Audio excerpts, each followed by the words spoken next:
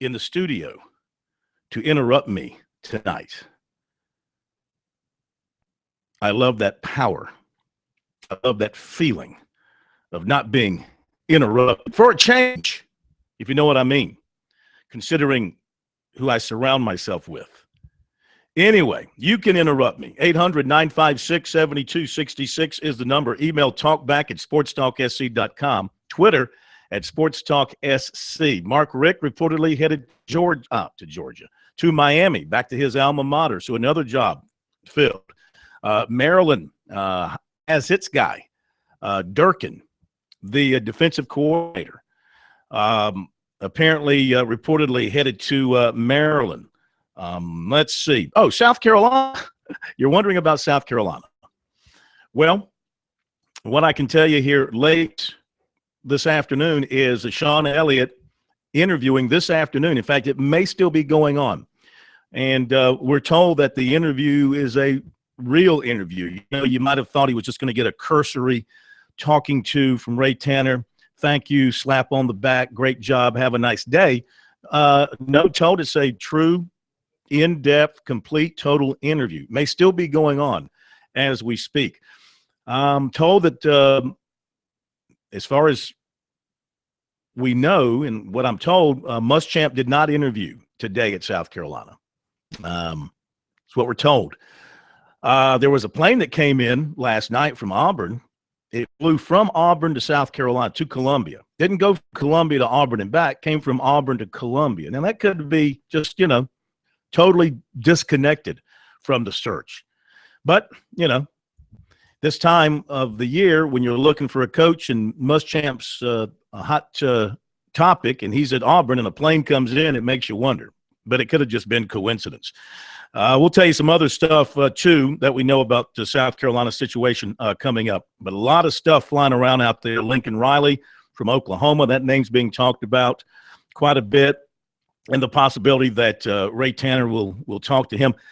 I'll tell you what I think, if you even care at this point. I'll tell you what I think after the break. I'll tell you what I think might happen, and I'll tell you what should happen. All right? Those could be two different things.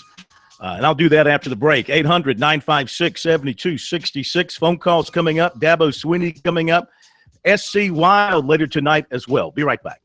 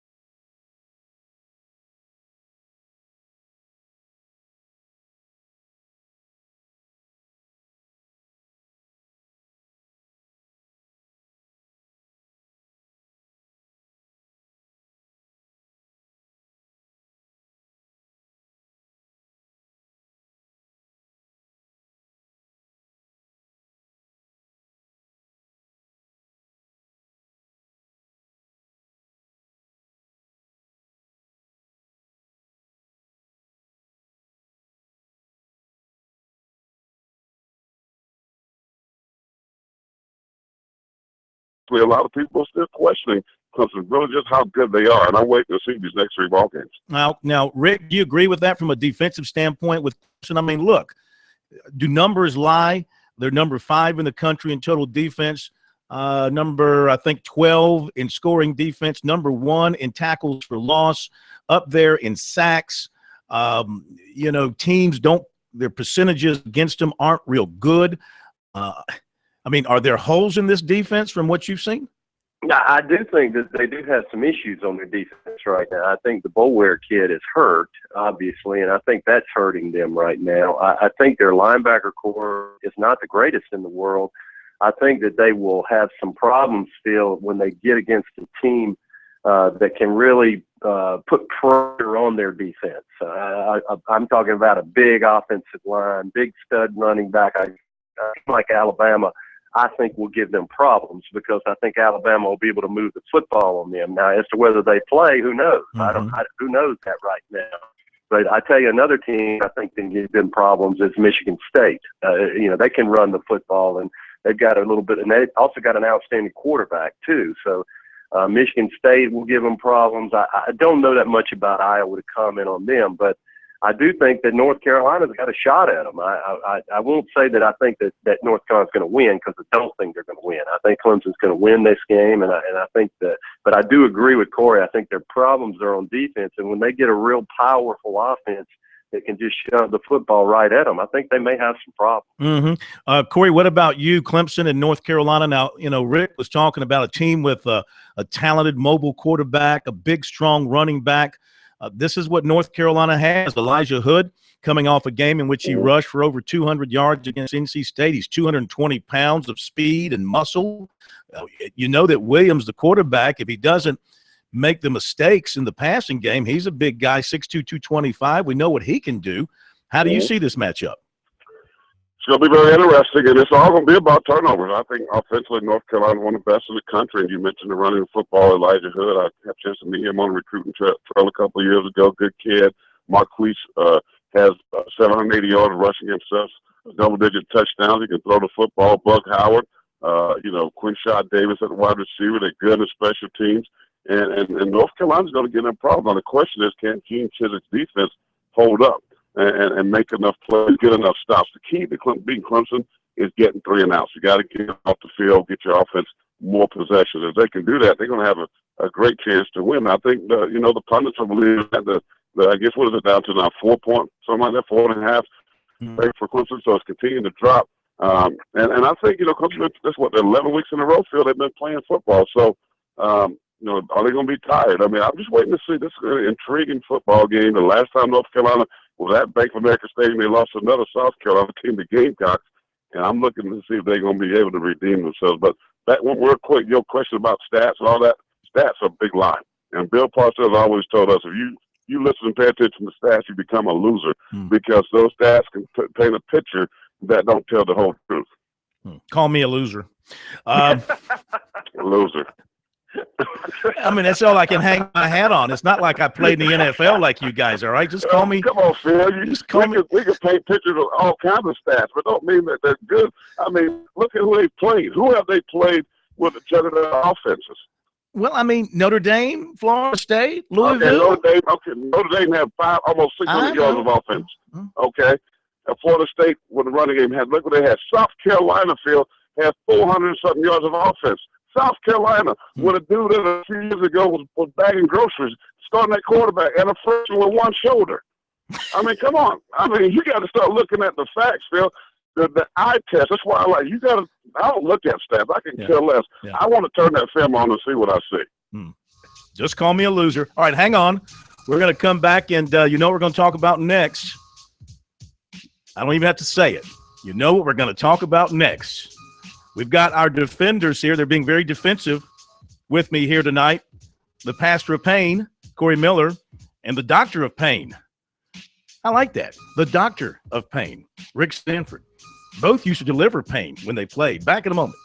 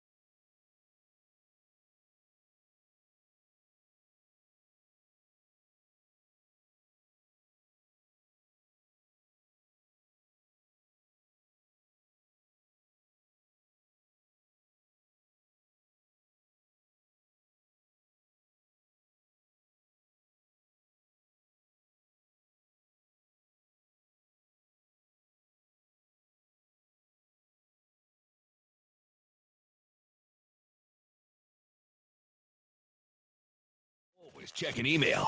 Send your comments or questions to talkback@sportstalksc.com.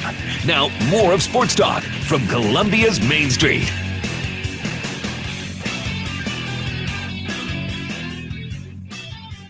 Okay, we're back. Sports Talk South Carolina Radio Network here on a Wednesday night from downtown Columbia with our defenders, Corey Miller and Rick Sanford, Pastor of Pain, the Doctor of Pain, and we're presented by South Carolina soybean farmers and their checkoff. Learn more at scsoybeans.org. Pork powered by soy. Okay, so the search at South Carolina continues, and when it will end, nobody really knows. Guys, what do you think is happening? What do you think will happen? Pastor of Pain, where's this thing headed? Oh, boy. Mark Richt now officially headed to Miami, so he's out of that shape, which I don't understand why there was an aggressive move there. But right now, I think it's down to two guys. I really do. I think it's down to Will Muschamp, and I think it's down to Larry Fedora, North Carolina. Sean Elliott interviewed today, supposedly. I don't think that's going to happen. I spoke with Rich Bisaccia last night from the Cowboys. He has only had third-party discussions, have not spoke with Ray Tanner. Really wants an interview and think if he can get in front of Ray Tanner, he think he's going to get the job. But we'll see about that. So right now, I think the best option is Will Muschamp. Go with Muschamp, have him bring a nice offensive coordinator in here. Yeah, I think he'll make a better decision this time. That was his problem at Florida, was with the offensive coordinators have two or three in his tenure there. And I think he's learned from that. And you know he's going to have a heck of a defense, and he's a heck of a recruiter. Mm-hmm. So I think right now, if I had to say, put my money on a coach, I think it's going to be Will Muschamp. Report from Inside Carolina Reports, that's North Carolina. They should put North Carolina in front of Carolina. There should be Inside North Carolina Reports from my standpoint. Yeah. But anyway, they're saying Fedora is negotiating a contract extension. Does indicate Fedora was on the Gamecock short list, expressed interest in the job through back channels, So now he's using it perhaps to get a better contract at North Carolina. We know how all this works. But Rick, Dr. Rick, what do you think is happening here, and where will this go? Well, I'm a little puzzled like Corey is. Mark Richt's available. I don't know where you can find a better coach than Mark Richt out there, Phil. I mean, you guys had over 150 wins in 15 years. I think if I do the math right, that's like 10 wins a year. And I don't understand, why. And maybe he wasn't interested. I just don't know. But I would hope that Ray Tanner reached out to Mark Richt. I said the other day that I thought that he and Harris Pastidi should have been sitting at the press conference over at Georgia saying, "Mark, we want to speak to you when it's over." Sitting in the crowd, huh? Yeah, I mean, that to me defies logic. I don't think you can find a better coach than Mark Richt. That being said, I mean, it looks to me like right now, I think Larry Fedora is out of it. And thank God he is, because I'm not a big Larry Fedora fan. I think North Carolina's made strides because of Gene Chizik and that defense. I think the biggest thing right now, if you look at South Carolina, is Will Muschamp. I mean, who else are you going to get that's as fiery and as tough as Will Muschamp is? And I kind of agree with Corey is that I do think he's a good leader. I think he'll do a fine job. I think he'll assemble a good staff, and I think that brings Ellis Johnson back into play in South Carolina if Will Muschamp gets this job. And it could bring Brad Lowen back into play. Brad Lowen worked for him. As a matter of fact, when Christian committed to Florida, it was because of Brad Lowen and having Will Muschamp come up here. So Brad Lowen could come back into play, and then Ellis. So I think Rick is right about the staff. So I have no problem with Will Muschamp. I've met with him, know him very well, and I think he'll do a great job here in South Carolina. What about the offensive staff? Well, some people, I heard this Jessica, I don't see that happening at all from Clemson. I think, I would not have any problem. People may think I'm crazy keeping G.A. Mannings as your offensive coordinator. I like his ability to play call. I think that's a certified microwave, that quarterback that you're going to get. You got Nunez who gained valuable experience. I think you go to that zone read offense that GA can call. You bring some talent around that. I wouldn't have a problem with that, but I think he probably would go outside and bring someone else in. But I wouldn't have a problem with Jay Mangus staying here as OC. Mm-hmm. Do I dare mention the words Tom Herman to you? You think Tom's still in play here? Well, I mean, he keeps putting out these little signals that it's not 100% with Houston. It's coming out of his mouth this week, not anybody else's. He said that after saying there was an agreement in principle, he said, well, I don't know the exact words, but he kind of indicated that nothing was 100% and there would be some wiggle room there. So, well, Phil, you know what he's waiting on. He's gonna stay right there. They extend his contract. He's got a new stadium. He's gonna have a great recruiting budget. He's gonna win there. He's got a lot of players coming back. He can win that conference again. In the group of 5. And then Charlie Strong, if he struggles, he's gonna be out of Texas. And guess whose name's gonna get called with that big hook 'em horns? Tom Herman. Yeah, I agree with you. He's playing his card right. Exactly. He played South Carolina on this one. I do. Guys, we thank you so much. The Pastor of Pain, Corey Miller, the Doctor of Pain, Rick Sanford, our defenders here on Sports Talk. Back in a moment.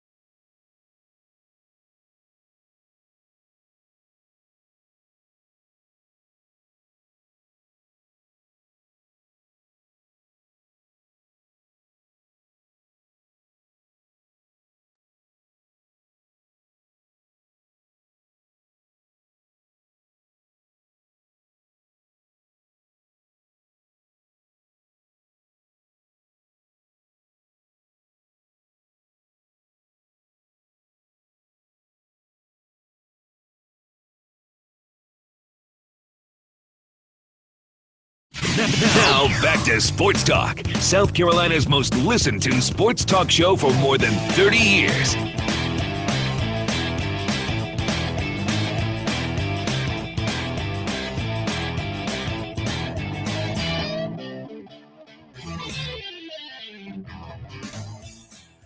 Okay, thanks again to the Pastor of Pain, Corey Miller, Doctor of Pain, Rick Sanford, for being with us. One thing to remember about the situation with Muschamp is with his contract, he can't do anything until the 5th without getting a penalty. So after the 5th, I guess on the 5th, maybe after the 5th. Corner, is that not – I think that's only if it's a lateral move. Is that correct? I think if he takes the HC position, he can do it at any point. No, I need to double-check that. I think it's the 5th. I think I thought there was no buyout if he gets a head coaching job. After the 5th. Go okay, look. I'll look. Go look, yeah. I remember reading that, and I forgot to mention that. But that could be a reason. That could be the reason. We're sitting here saying, well, why don't they go ahead and hire Muschamp and announce it? Well, that could be the reason. If that's who it's going to be, that could be the reason why Ray is just biding his time until that date. So there'll be no penalty either way for Muschamp with a school that hires him. No buyout, no penalty from Auburn's standpoint with Muschamp. So that's probably what the situation is there, if indeed he's going to be the guy. Correct me if I'm wrong, Steak Man. I don't think I am. Recruiting. Offensive lineman Jordan Johnson of Jacksonville. Say that 3 times. Jordan Johnson of Jacksonville decommitted from Georgia Tech last Sunday. One of the schools immediately moving up to the top of his list was USC. Gamecocks were in strong contention with him until he committed last summer. Now he's looking around again, and USC will get another close look. He said Steve Spurrier Jr. never stopped texting him. He said he's open to anybody who wants to talk to him. He told Spurrier Jr. what happened on his decommitment. He plans to take an official to USC. And he said USC is the only one on his list, but he wants to see who comes at him. He said South Carolina has always been one of his favorites. He's still considering Georgia Tech. He's also heard from Georgia Southern and Colorado, not naming a favorite. USC coaches were in to see Conway receiver Brian Edwards on Monday, according to his coach, Chuck Jordan. He's the former USC commitment. Junior and Elliott were there on Monday, Chuck Jordan said. He said he thinks he'll take an official to USC before Christmas, but he could make a decision before that and won't take a visit. He's already been to Clemson for an official, and the coach said the decision is between the Tigers and the Gamecocks. He doesn't believe Georgia is a factor at this point.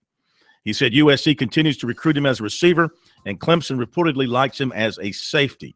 Tennessee today offered USC commitment 2017 tight end Will Register of Chapin. Florida State offered 2018 defensive lineman Josh Belk of Louisville today. USC to have an in-home tonight with 2016 offensive lineman Stuart Reese, Fort Pierce, Florida. USC target defensive lineman Naquan Jones of Evanston, Illinois, recommitted to Michigan State last night. And former USC commitment, defensive back P.J. Blue, Montgomery, Alabama, committed to Louisville on Tuesday. That's recruiting for now. Be sure to check it out regularly on our website, sportstalksc.com, and on Twitter, use the hashtag STRecruiting. All right, coming up, Mike Houston from the Citadel. We'll get you some Dabo Sweeney as well. And don't forget, bottom of the hour for you outdoors people, stick with us. It's SC Wild.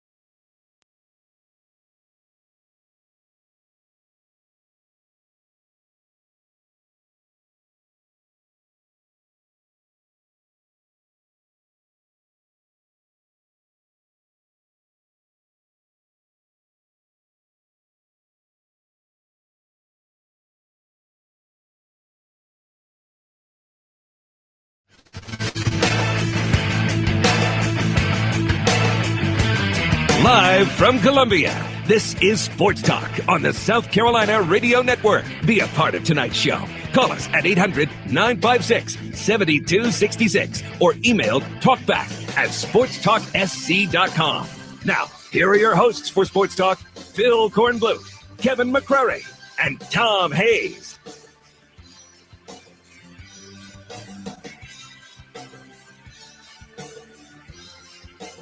Okay, we're back. South Carolina Radio Network, a very, very busy Wednesday night here on Sports Talk. We thank you for being with us. Coming up, we'll be joined by Coach Mike Houston from the Citadel. I've had Houston on my mind a lot this year, between Mike Houston, Houston, Texas, Houston Cougars, Tom Herman. Too much Houston on my mind.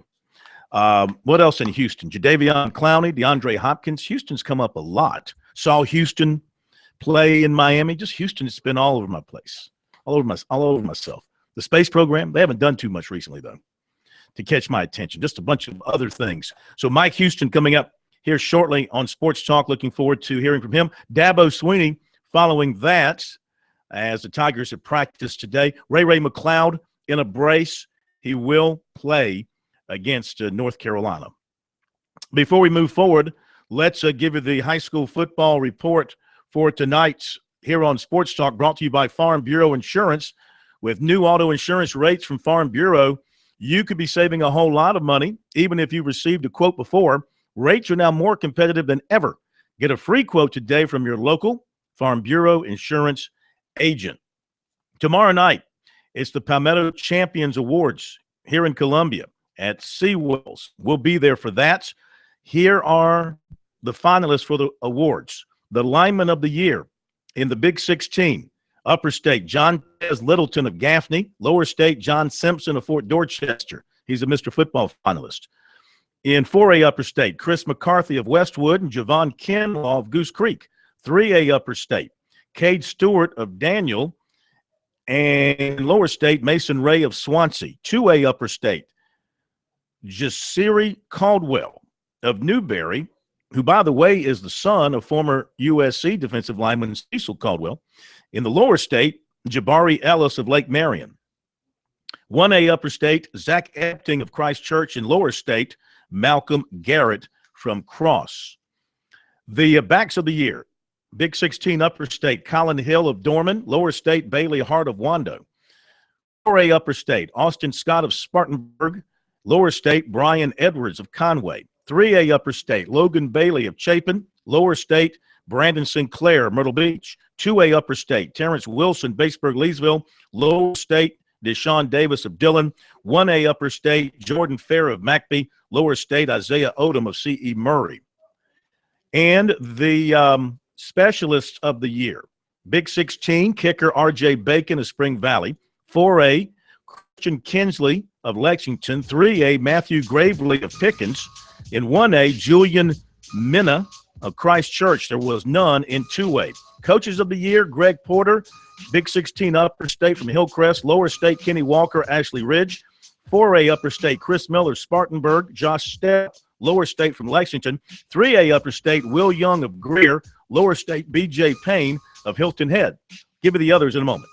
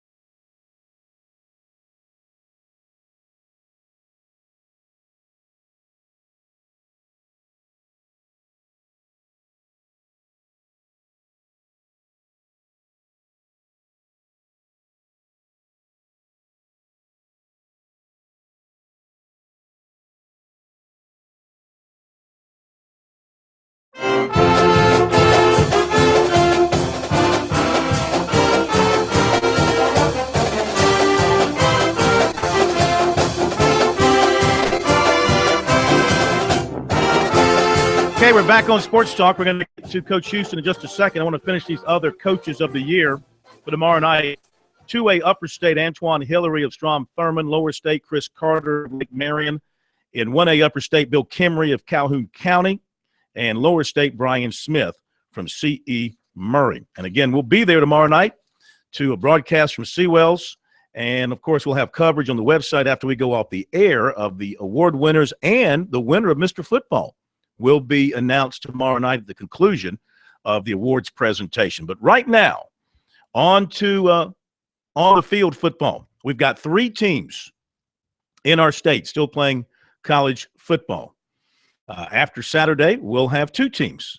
Clemson will continue to play after the ACC championship, and either the Citadel or Charleston Southern will be moving on in the FCS playoffs with a great year for both.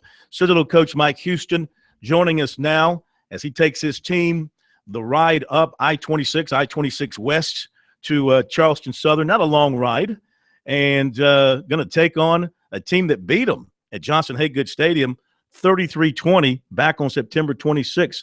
Coach, how are you this evening? Doing pretty good. Your team is playing some great football. Are you playing your best football right now? Yeah, we are, and it is typically what we've become accustomed to, that our teams have played better and better as the year wears on over the past 5 or so years, and so I think we're peaking at the right time and playing really well right now. 524 rushing yards. Carolina, I mean, that's a good football team that you beat, and you ran for 524 yards. What got it going for you against the Chanticleers? Well, really everything. If you look at the stats, I mean, I thought that, which means our offensive line played great. You know, if you look at our distribution of yardage on offense, we had four ball carriers with over 100 yards. Both of our slot backs, our fullback, and our quarterback. So you had all 4 phases of the triple option working very, very well on Saturday, which means we were playing extremely well up front and really executed, from start to finish all day long on offense. So, I mean, really, second year now, really 2 years in the books, even though you're still playing. But these guys now, you feel like totally in with what you're doing and totally indoctrinated in your style of offense? Well, I think that's the key to the way we play this year, is that they have bought in, and our kids know what to expect. They know what we expect from them. We just came off the practice field this afternoon, and a very, very up tempo, brisk practice, good pace, good contact. I mean, it was a good Wednesday practice for us because the players know what's expected of them when we step on the field. So and to their credit, they have went out and they have worked hard every single day, and they go out and they compete every Saturday.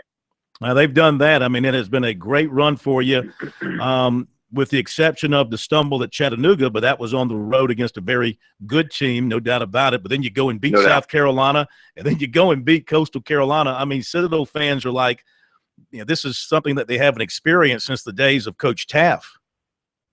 Yeah, and it's been refreshing. They've been yearning for a team like this to get behind for a while now, and so it's been really special. Sitting there the other night at Coastal Carolina, and the number of attendance is definitely in our favor, even though it's on the road, and you've got a large Citadel contingent right behind our bench. You've got a large Citadel contingent on the other sideline, and they're chanting back and forth during the ball game, and just a great college atmosphere. And so it's been really great for the kids to have that kind of support from our alumni. And the other thing too is, I mean, you guys were on such a high after beating South Carolina. I mean, they probably thought they'd won the national championship, and then you had to turn around and go back on the road and play a very good team that was number 1 in the country for much of the season. So how did you get your guys so refocused so quickly?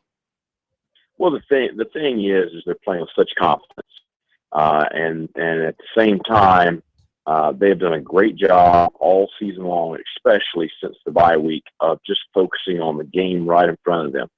And we have high goals and high expectations for the program, and we talked after the South Carolina game that, when we got the bid for the playoffs that, we weren't just here to, celebrate making the playoffs. We wanted to, see what we could do in the tournament, and, we wanted to show that we belonged. And so I think we did at least that last week. No question about that. Charleston Southern, my goodness. Jamie Chadwell's 3-0 against you guys, and you're 0-2 personally against them.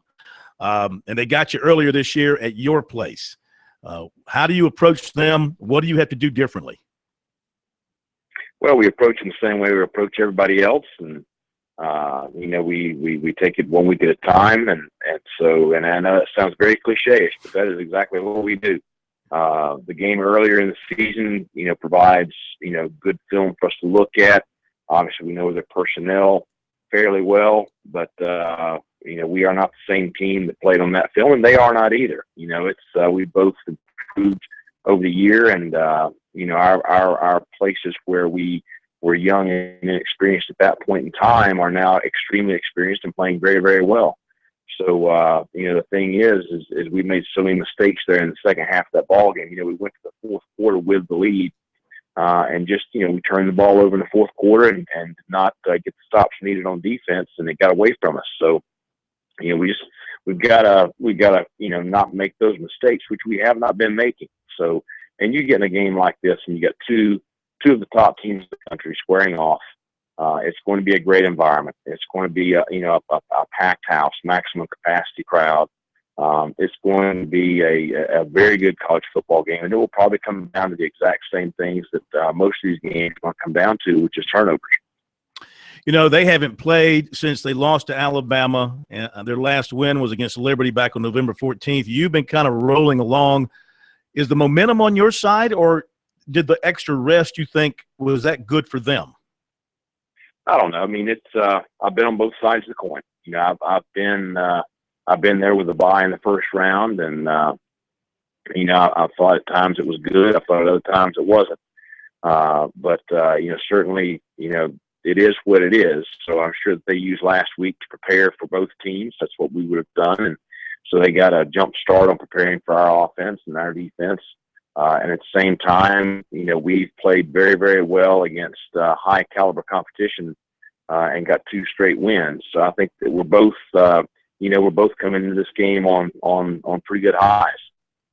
Captain Billy Downer from DNR, he's in our studio. We do a SC Wild segment coming up with DNR in the next half hour. He is a Citadel grad. He's going to try and muster up a question for you because he's very emotional and nervous about this. He's actually talking to the Bulldogs head coach. All right, Captain, go ahead. Coach, first of all, thank you for what you've done with the team and just the quality of leadership you provide. It's been a great year to watch Bulldog football again.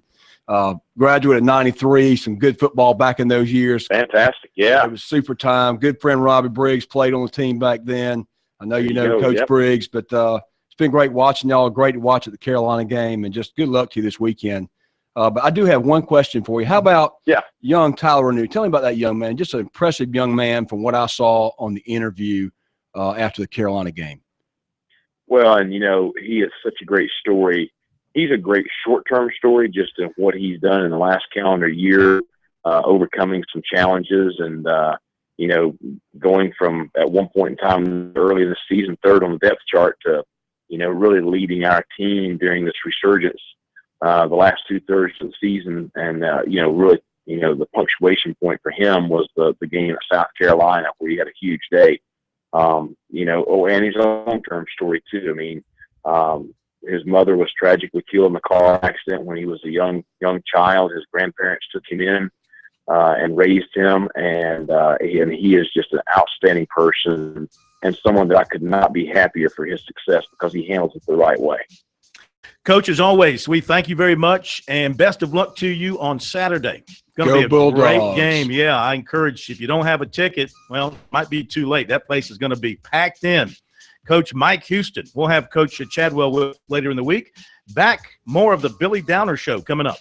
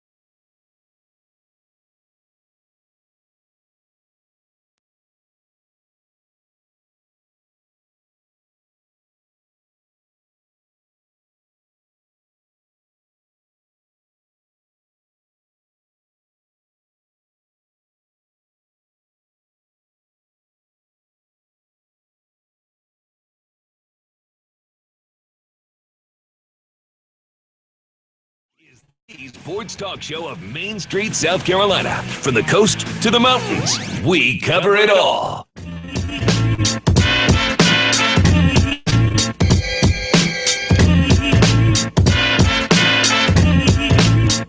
Thanks again to Citadel coach Mike Houston. Let's get to Clemson coach Dabo Swinney. Tigers practiced again today. They'll practice again tomorrow and then head up to Charlotte Friday for a walkthrough and a press conference in Charlotte ahead of the ACC championship game. Here is Dabo Swinney, ACC coach of the year, a little while ago, updating everybody on today's practice. It's nice to be practicing. I think our guys have practiced that way. You know, I think that they have an understanding and appreciation of the fact that there's only 2 teams practicing right now in our league. So we're happy to be one of the 2. And, you know, got to have another great day tomorrow. Two more great opportunities to get ready, and we'll dial it up and play Saturday night. How's Ray McLeod looking? He looks like he'll be ready to go this week. Yeah, he was ready to go last week. You know, he's just gotten better each day, and going to continue to get better. He's still got to play in that brace this week, but I think they'll be off next week. They'll get a whole week off, which certainly they need that. So hopefully when we get going in bowl practice, he'll be in a step down, kind of a lesser version of the brace, but he's just getting better every day. No, you're going to be the designated home team, but also in the stands, from everything I'm hearing, there's going to be a lot of orange there. Can you talk about what it's like to kind of go to North Carolina and you guys are still supposed to outnumber them 2-1? Well, I mean, that's just kind of Clemson. You know, I mean, that's just who we are. Clemson is, I mean, they travel everywhere. And I mean, it's only a couple hours up the road. So, heck, there's people that drive 7, 8, 9 hours to come to a home game here at Clemson. So it's, I think we'll have an awesome crowd. I think it's my understanding it's a sellout. So, North Carolina have a great crowd too, and hopefully we can give them all something to cheer about. Sean Beek played in the ACC championship game in 2011. Is it helpful having somebody on this team who's been in there and knows?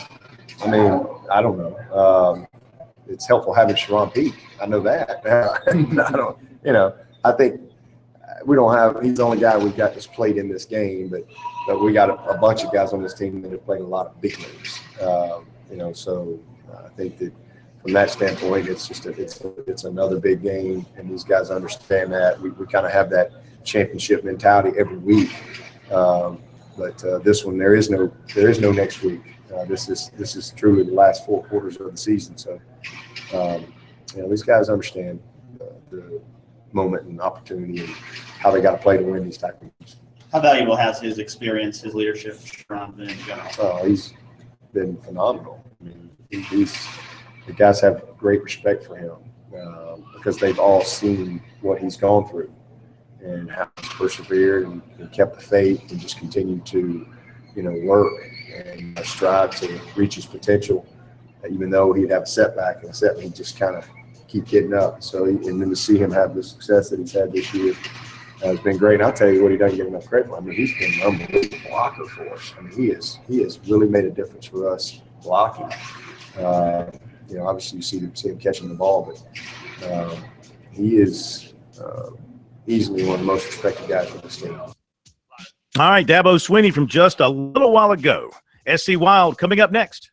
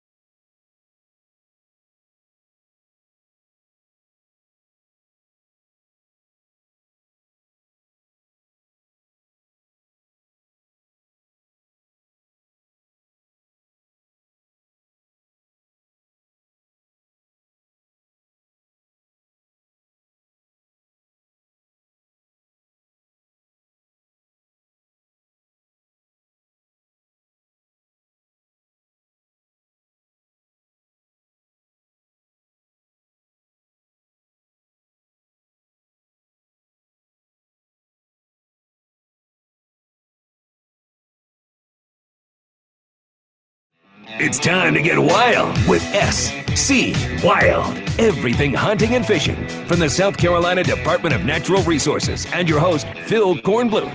SC Wild on Sports Talk on the South Carolina Radio Network.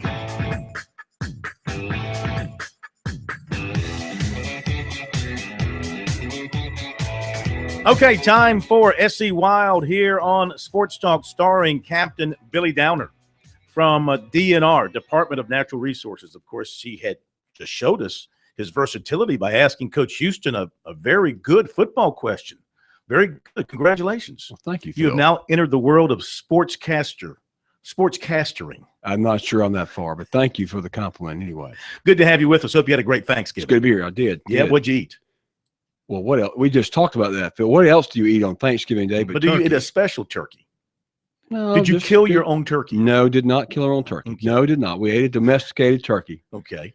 Good meat. Not that a wild turkey's not bad. They're great fried. A lot of good recipes out there to fry those. Mm-hmm. Did you eat fried turkey? I did not eat fried turkey. Yeah. I have not done that for Thanksgiving. I need to get into that game. Well, why are so people so? My wife is scared to death of me deep frying turkey. I'd probably She thinks I'm going to burn the turkey. house Well, down and burn the entire community down. Frankly, it would probably be scary if you did it. Yes. I mean, what's the risk? I mean, if you just put I've the heard risk the stories. is if you put it in there and the thing blows up on you. That's the risk. I mean, I've heard the stories of a frozen turkey going in the hot oil Boom. and taking off like a missile, right? Absolutely. And burning your face off at the same time. Not a good combination. Have you ever run across that? I've heard bad stories of people that mess that up. It's not really that hard to do. Mm-hmm. There's some really easy ways to do it. The thing about frying a turkey is it retains the juice in the turkey. They're great. They're really juicy. And I have just not done it myself, but it is excellent, no doubt about it. Yeah. But we had turkey. We had the honey baked ham. Mm-hmm. Always good. Mm-hmm. We had a little wild meat there on the side. What'd you have? Little deer. Little deer? Oh, yeah. Little deer chili? Do we have deer chili? Little deer chili on the way. Yeah, had a little deer chili over the break. Yeah, Absolutely. Yeah. How about dove wrapped in bacon? We did not do dove wrapped in bacon. We're saving that for yet another meal. But did you know the first Thanksgiving, what they had was deer, venison, yes, quail. Really? How about that? Did not have turkey. How about that? They did not have turkey. When did turkey come into vogue? You know, I'm not sure. The turkeys would like to know. Who brought them into this story? They would have preferred. They probably prefer to be left out. Exactly. How you tell me how big the turkeys are that are? Oh yeah, domesticated turkey. Yeah. You ever been to a turkey house? Oh my, they're huge. They stand at least 4 feet. They're compared unreal. to a wild turkey. Wild turkey's not that tall, and they maybe not that big. You know, the domesticated animals, of course, raising these houses, they're raised to produce meat, make bigger. Mm-hmm. So they're huge. Mm-hmm. They're actually kind of scary. They're very mean. Very mean. I'd be mean too. Like you said, mean too. Somebody's trying to come in and wring my neck. I get it. All right, 800-956-7266. If you are an outdoors person, man or woman, boy or girl, love to hear from you tonight. Your question for Coach, there I go again, Captain Billy Downer from DNR SC Wild. Questions about hunting, fishing, the great outdoors, anything involving that particular aspect of life here in the state of South Carolina. Absolutely. So, November 28th. Let's just recap passing. the season. Yeah, we just had our first waterfowl season come to an end. That's correct. Waterfowl season closed. Thanksgiving week, kind of the culmination of a lot of seasons. A lot of folks home for Thanksgiving. Kids coming from college. My son came home, got to spend some time on the field with me and my daughter and sister. So it was a lot of fun. A lot of time for families to get together and Thanksgiving, of course, around the table. But as far as a little recap of what's going on across the state in our varying seasons, waterfowl season just closed this past Saturday. It's going to reopen again December the 12th. But cooler weather of Thanksgiving was great. The temperature dropped a little bit, made it more pleasurable to be outside, not so hot. A little bit there. But cooler weather for Thanksgiving saw fair numbers of ducks on Lake Marion. Waterfowl impoundments in Remini area and across the state saw some increased numbers of ducks on the coast as well. A lot of large numbers of gadwall seen, teal, and ringnecks and other divers were the mainstay for the week. Swamps and backwaters across the state saw wood ducks in fair numbers. And again, if I have your own report, give us a call during the South Carolina Wild segment. We'd love to hear from you. Deer season is still in. Deer season, we talked about that, trying to teach you about deer season there, Phil, about the cooler weather when bucks are rutting, things of that nature. It's when people really go out there looking for those bucks when they're out and visible, because a lot of times they stay hidden. They wait till night. Smart bucks live because They're just that. They're smart. They're intelligent. They stay away off the road. They stay back in the woods. They stay in the darkness and don't come out as much. But during the rut, when they're chasing does, they become vulnerable. And this past week, decreased temperatures kind of gets things revved up a little bit, so bucks start moving. Had some reports of several nice bucks killed last week or taken. A lot of bucks seen that may not have been taken, so some opportunities still left in the season. A lot of people think that after November the season's over. I can tell you it's not. A lot of folks have good luck in December, so good luck to all of our deer hunters out there and then the remaining weeks of the season.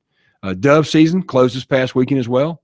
Our second season there for doves. It reopens again December the 15th and runs through January 15th. Remember that legal time here to sow wheat has ended. That ended on November 30th. So wheat sowing now, you cannot sow wheat in your fields from this point forward.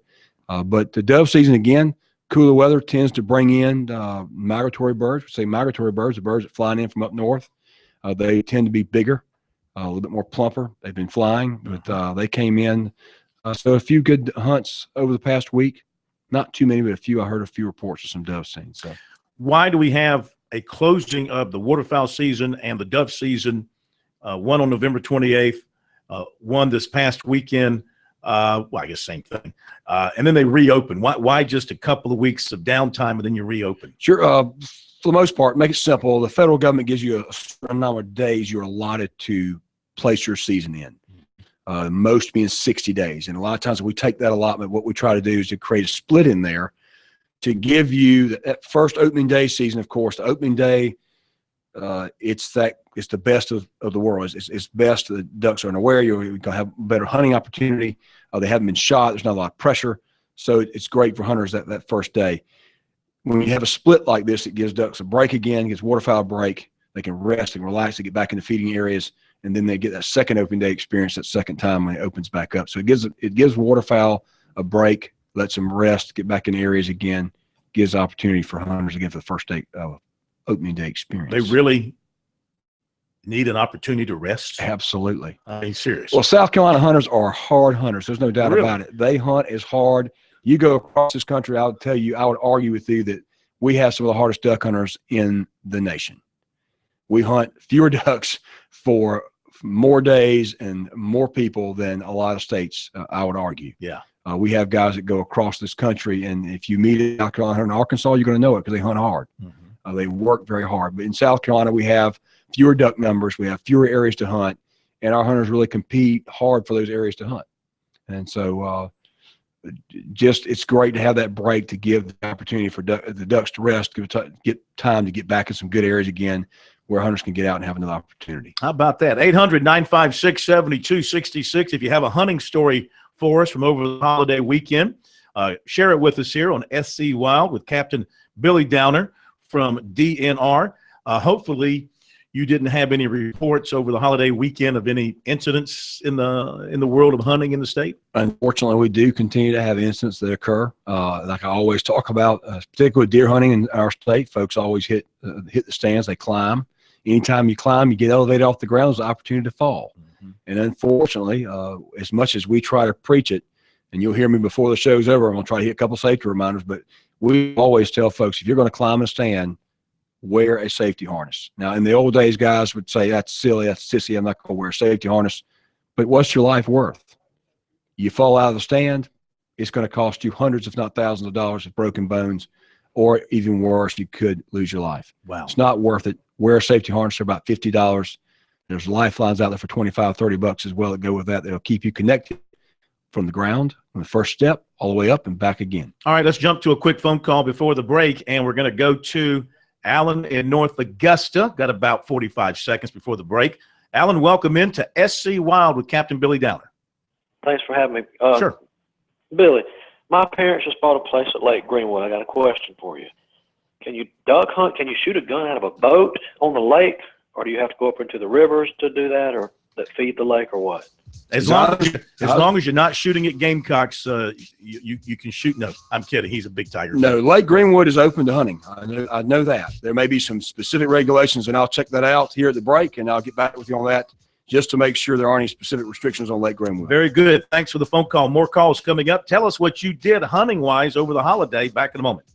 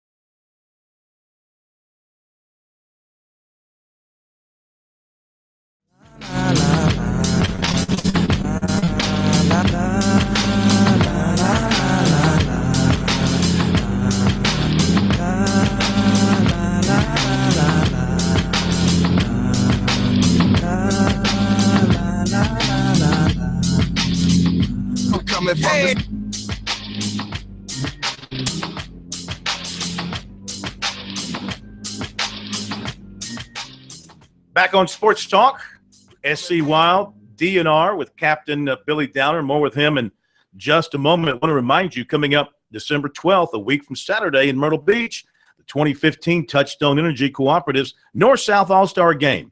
You can see 88s of South Carolina's top high school football players as they go head-to-head for the title. Get your tickets now at northsouthallstarfootball.com. Looking forward to the game. Of course, we'll have it for you here on the network a week from Saturday. And final rosters will be set on Saturday after Friday night's games are done and they know who's moving on to state championship play and who will be available as far as those already selected. All right, Captain. Oh, before you answer Alan's question. Let me do this real quick. I know you think it's your show. Clemson leads Upstate 39-22 at halftime. Holmes has 11 for the Tigers. Roper has 9, and Hudson has 9. All right, go ahead. I can talk now? You can talk. I'm just checking. Are you sure? Yes, sir. All right, Alan, it's all yours. Great question on Lake Greenwood. Want to follow up. There is a 200-yard rule in effect on Lake Greenwood for hunting waterfowl. You must be 200 yards from a residence. That's a safety rule. And just always, I like to advise folks to call the local officer. Call 1-800-922-5431 to our Operation Game Thief line and ask just to make sure there may not be something I'm not familiar with, like a bird sanctuary on that lake you need to be aware of as well. All right, so thank you very much. 800-956-7266. What'd you do hunting-wise over the Thanksgiving holiday weekend? Love to hear from you. Let's go to Cockett in Columbia. Next up here on SC Wild. Cockett, what in the world do you know about the great outdoors? Well, let me tell you this right here. Billy, how you doing, buddy? I just wanted to say to Billy, I got 362 acres in Pinewood, and I was just down there during the holidays. Second time I've been down there is was owned by my family. I got a little cemetery down there as well. But that's appropriate. I had a wild hog chase behind me, and had my cousin shot him. Unfortunately, I thought I was gonna get bit, but it was about a wild hog with teeth right out of his mouth. I think it was about a little 400 or 500 pounds. Boy, that was a mean hog. But we gonna put that sucker on the grill and had that for the Christmas holiday and New Year's holiday. But that was one of the most embarrassing thing to ever, because see, I'm old, I got high cholesterol, and I'm telling you, if you got hold to me, it'll be some good meat here to eat. I will never go back out there ever again and hunt as a black man. I will stay away from hunt. But yeah, I just want to get Billy's opinion. How much do you think I could be able to get for my timber? And I'll listen. All right, thank you very much. Timber question. A timber, yeah. How much did it depend on what kind of timber he's got? He said he had, what, 200-something acres, right? Yeah, there's a lot of factors going to timber, and I am by far no forestry expert, but make sure you go get a good forester to look at that. You've got it's what they call merchantable timber. You're going to either have pines, which could be pole timber, or they could be chip and saw. A lot of the woods today, hardwood, small, scrubby hardwood, or chip and saw. They actually chip it.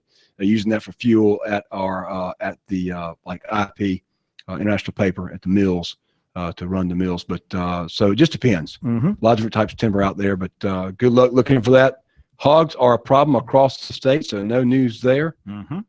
Feral hogs are open season all year long. There's no closed season on them. Going back to the timber question, that reminds me to remind our listeners that insects and diseases can be moved hundreds of miles in firewood, and they can threaten our forests, our favorite campsites, our neighborhoods, our state and national parks. Help protect the trees you love by purchasing firewood at or near where you burn it. And for more information, visit don'tmovefirewood.org. All right, back to the phones we go for Captain Downer. Chris down in Charleston, welcome into SC Wild. Hey, how you doing, Captain? Good talk to you, Chris. Go ahead. Hey, quick question leading to bass fishing. I'm an avid bass fisherman. I think South Carolina has some of the best lakes within one state anywhere. My question for you, though, is there any talks about maybe doing a share a lunker program like they do in Texas to possibly just help bring the 10-pound plus bass and just in all of the lakes to help increase the population of those? The most recent changes in our fishing regulations for bass have been the size limits. The share lunker, I'm not as familiar with the program, but I do know what you're talking about. But the size limits that we've imposed on bass, when you went to a 12-inch minimum, some people thought it was nuts. But it's a great idea, and it helps create more quality fish in our fishery. And no doubt you're right. We have a wonderful fishery here in South Carolina, a lot of great lakes, bass, BASS, FLW, they've all visited here. And matter of fact, one striped bass tournament this weekend. Okay. We'll be right back. More questions coming up.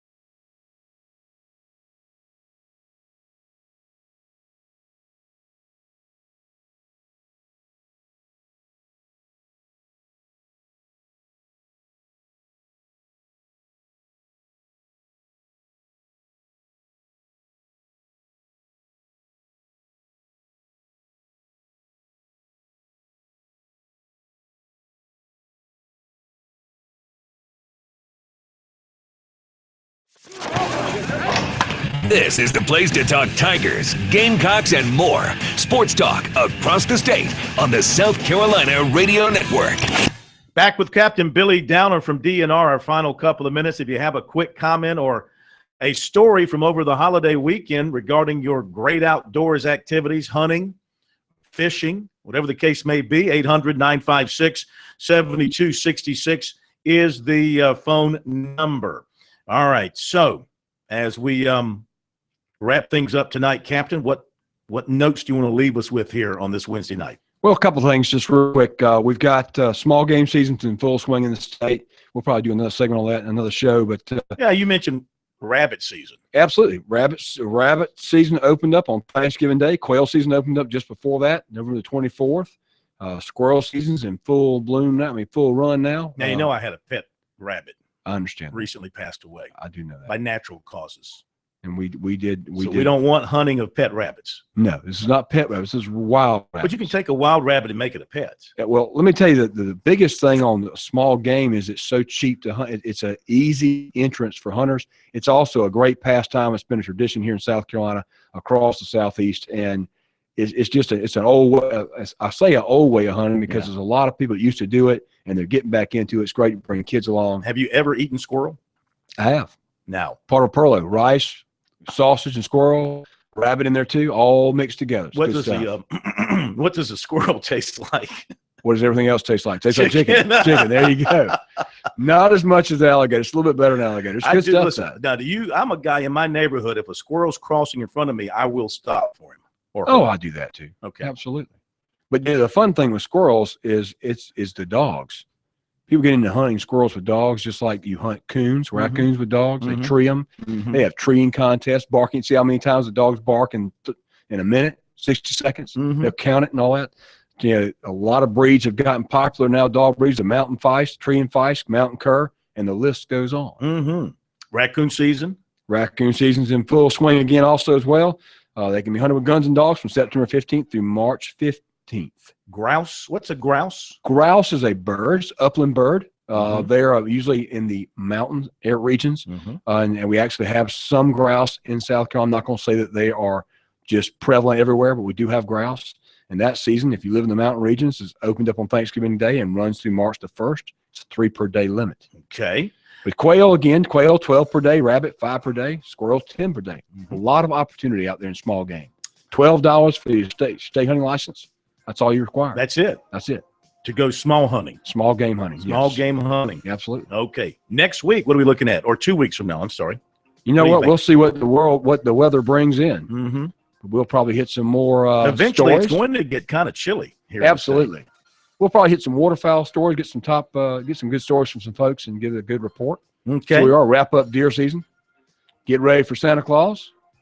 Want to give us a prediction on the Bulldogs and the Buccaneers? Oh, that's a win. There's no doubt. Yeah. Tigers and Tar Heels? Yeah. Huh? That's tough. I thought you'd pick your Tigers. I'm probably going to pick the Tar Heels. You going to pick the Tar Heels? I got to go Baby Blue. Oh, no. Don't say that here. We appreciate it. Have yourself a great rest of the week, and we'll see you 2 weeks from tonight. No doubt about it. That'll do it. This edition of SC Wild on Sports Talk. Captain Billy Downer for Steak Man. This is Corn. Have a great night. See you tomorrow.